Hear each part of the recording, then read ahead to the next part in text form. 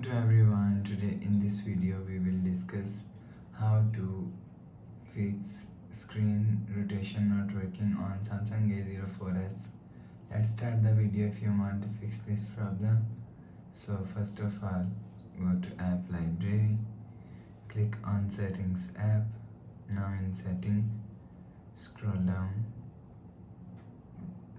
and click on general management.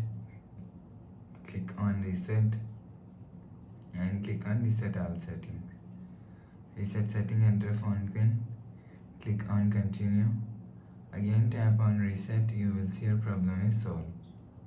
But if it not solved, if you want to fix this problem, so restart device, just click and hold side power button and click on restart. Again tap on this restart icon, you will see your phone is restart. After restarting, enter phone pin, you will see your problem is solved. But if it's still not solved, go to app library, click on settings app. Now in setting, scroll down to and click on software update. Click on download and install. You will check your software update is latest.